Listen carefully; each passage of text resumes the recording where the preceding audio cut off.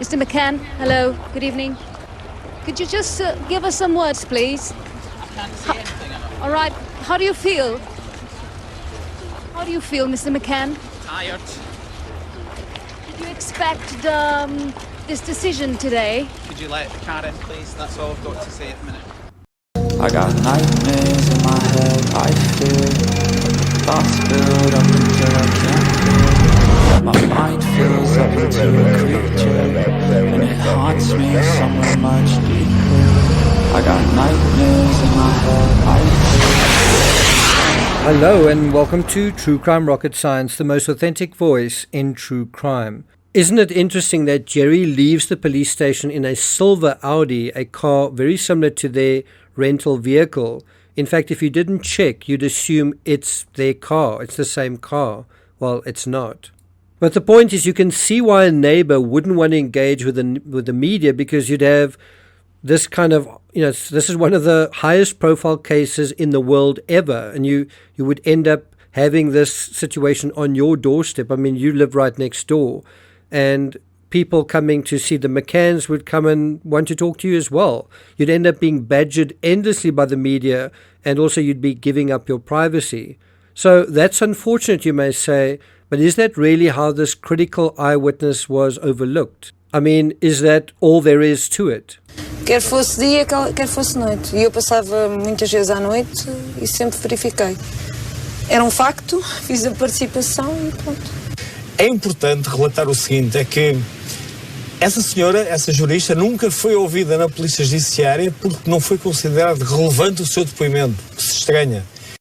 Did you catch that? Because ultimately when the McCanns had bugged out of luge, she did come forward, and as I say, this was when the McCanns were arguidos, and she did report it, and she says she did.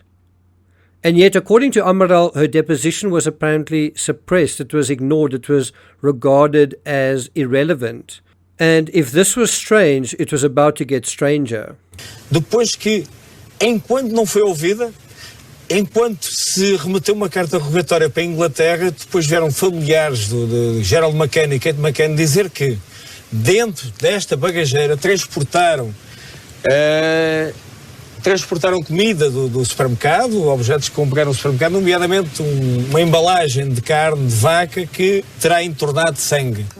A grande questão é como a família soube da testemunha, apesar de ela não ser ouvida pela PJ, e tentou responder aos factos observados.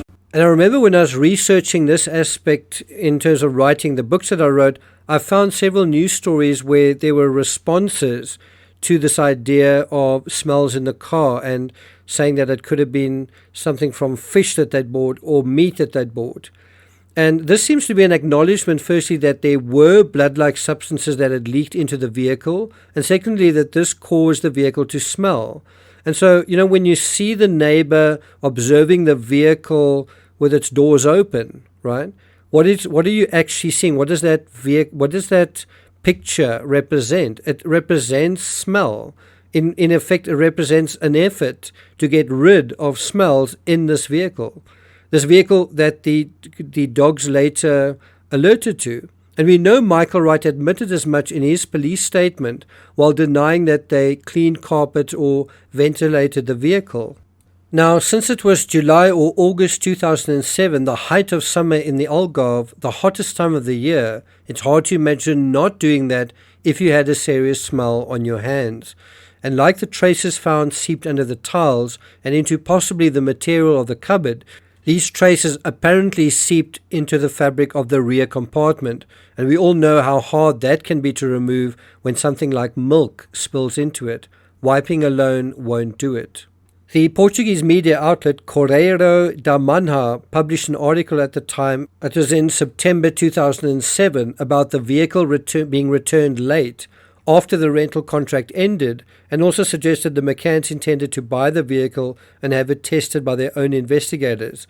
Something else that was noted was just the sheer number of kilometers that were clocked on this vehicle. It just seemed exorbitant.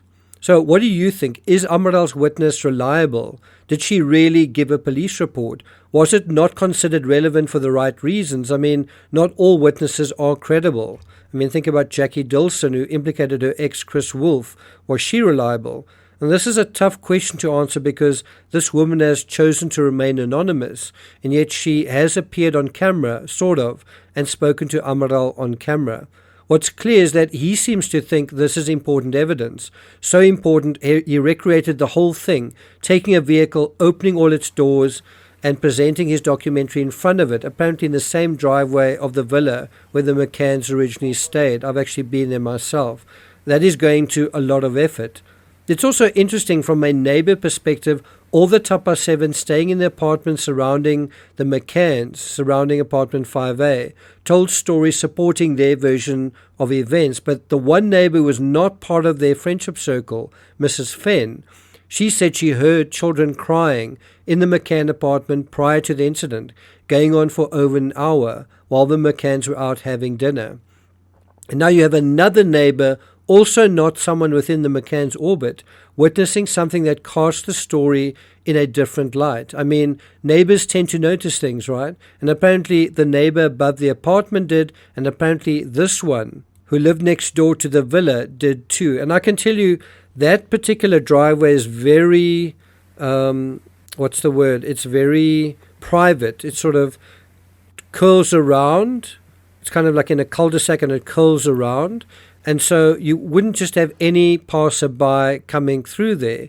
And so it is quite unfortunate from the McCann's perspective that this neighbor happened to notice something, and who else would besides a neighbor? So why is this information so obscure?